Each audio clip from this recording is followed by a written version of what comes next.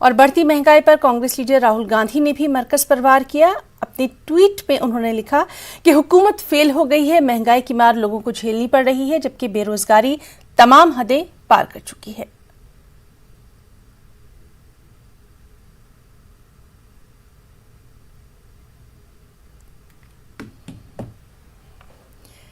तो आपको बताएं कि बढ़ती महंगाई पर कांग्रेस लीडर राहुल गांधी ने मरकज पर वार किया है।